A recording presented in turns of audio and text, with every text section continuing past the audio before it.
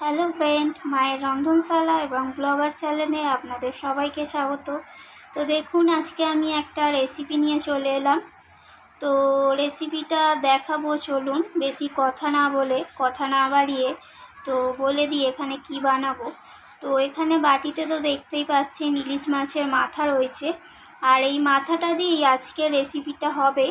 সেটা হচ্ছে পাঁচমিশালি সবজি দিয়ে ইলিশ মাছের মাথার চচ্চড়ি। তো দেখুন, তার জন্য আমি এখানে আলু কেটে নিয়েছি এইভাবে লম্বা লম্বা করে, আর এখানে ঢ্যাঁড়স কেটে নিয়েছি এইভাবে লম্বা লম্বা করে, আর বেগুনও আছে লম্বা লম্বা করে কেটে নিয়েছি। আর উচ্ছেটা দেখুন এইভাবে একটু মোটা মোটা সাইজের করে এইভাবে লম্বা লম্বা করে উচ্ছেটাকেও কেটে নিয়েছি। আর এখানে আছে দেখুন লতি কড়াই, এখানে দেখুন লতি কড়াই রয়েছে। তো এই সব কিছু দিয়েই আজকে রেসিপিটা হবে। আর বাটিতে আমি কেটে নিয়েছি পেঁয়াজ, দুটো পেঁয়াজ আমি এইভাবে লম্বা লম্বা করে একটু মোটা মোটা করে পেঁয়াজটাকে কেটে নিয়েছি। তো চলুন, বেশি কথা না বাড়িয়ে এবার পরবর্তী স্টেপটা দেখানো যাক কিভাবে আমি রান্নাটা করছি। তো দেখুন, রান্নাটা করার জন্য এখানে আমি একটা গ্যাসের মধ্যে কড়াই বসিয়ে দিয়েছি।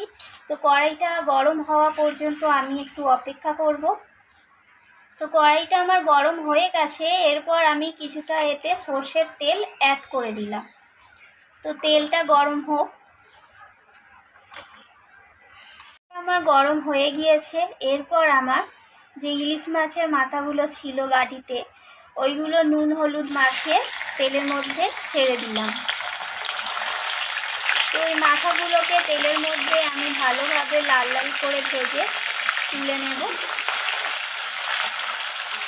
তো দেখুন, মাছের মাথাগুলো ভাজা হয়ে গেছে, এরপর আমি বাটিতে তুলে নেব। এরপর ওই একই তেলের মধ্যে কেটে রাখা আমি ঢ্যাঁড়সগুলোকে দিয়ে দিলাম।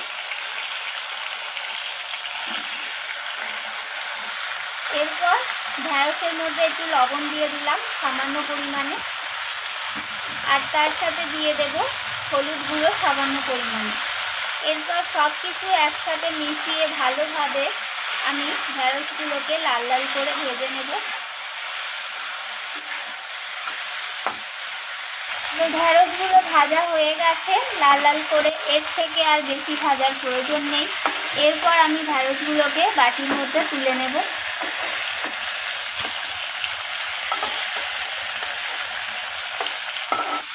এরপর ওই একই তেলে আমি কেটে রাখা উচ্ছেগুলোকে দিয়ে দিলাম।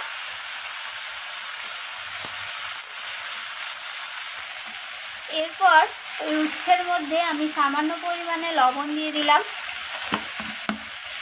আর দিয়ে দেব সামান্য পরিমাণে হলুদের গুঁড়ো। তো এরপর আমি উচ্ছেগুলোকে ঢ্যাঁড়সের মতোই করে লাল লাল করে একটু ভেজে নেব।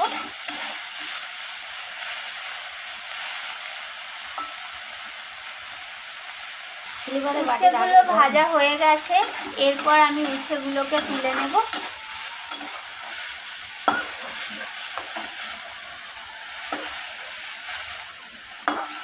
আর বন্ধুরা, এই উচ্ছে আর আলু ঢ্যাঁড়স এগুলোকে ভেজে তরকারিটা রান্না করলে তরকারিটা ভালো হয়। তার কারণ এর মধ্যে যে কাঁচা গন্ধটা আছে সেই গন্ধটা চলে যায়।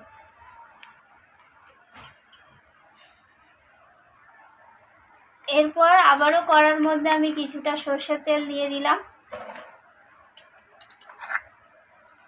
আর কেটে রাখা পেঁয়াজগুলোকে দিয়ে দেব।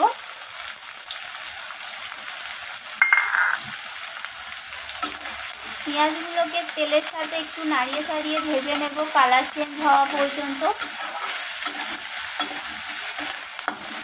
দেখুন, পেঁয়াজটা ভাজা হয়ে গেছে, এরপর এর মধ্যে কেটে রাখা আলুগুলোকে দিয়ে দেব।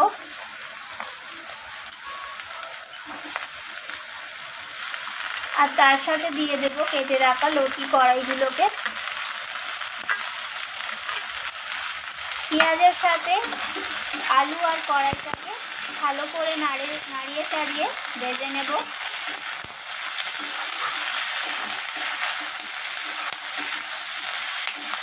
তো দেখুন, আলু কড়াইটা আমার ভাজা হয়ে গেছে, এরপর আমি এতে মশলা অ্যাড করে দিলাম।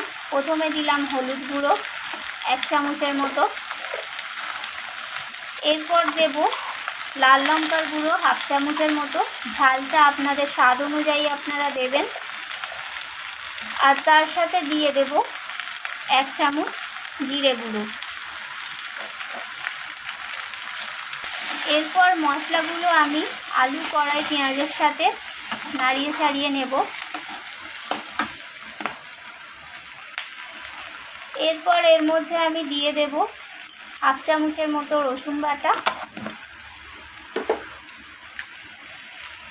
আর 1/2 চামচের মতো আদা বাটা। তো আবারও সব কিছু একসাথে ভালো করে কষিয়ে নেব।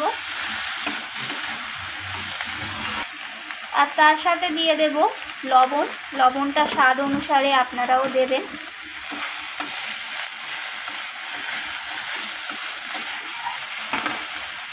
এরপর এর মধ্যে দিয়ে দেব কেটে রাখা বেগুনগুলোকে। আবারও সব কিছু ভালোভাবে কষিয়ে নেব।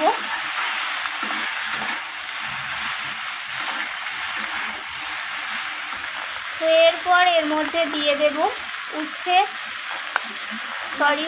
নয়, তো এর মধ্যে দিয়ে দিলাম মাছের মাথাগুলোকে, যে মাথাগুলো ভাজা রাখা ছিল, ইলিশ মাছের মাথাগুলো, সেই মাথাগুলো দিয়ে দিলাম।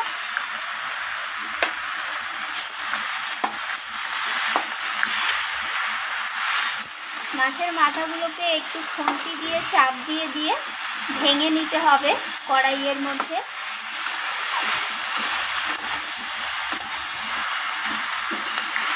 দেখুন এইভাবে চাপ দিয়ে ভেঙে নেবেন।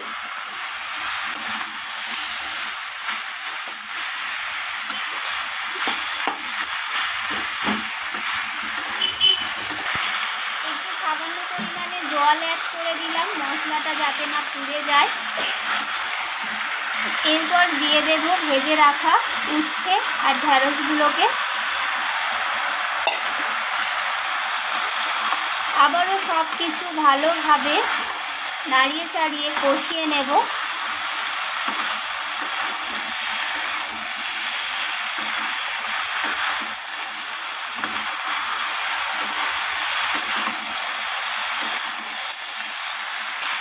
যতক্ষণ না সব কিছু থেকে তেল ছেড়ে দিচ্ছে ততক্ষণ এইভাবে কষিয়ে নেব। আর বন্ধুরা, আপনারা তো জানেনই, রান্না যত বেশি কষানো হবে রান্নার স্বাদ তত বেশি বাড়বে। তো এইভাবে কষিয়ে নেব বেশ কিছুক্ষণ ধরে। তো দেখুন সব কিছু ভালোভাবে কষানো হয়ে গেছে আর সব কিছু থেকে তেল ছেড়ে দিয়েছে। এরপর আমি এতে জল দিয়ে অ্যাড করে দেব। জলটাও আপনারা পরিমাণ অনুযায়ী দেবেন যতটা প্রয়োজন।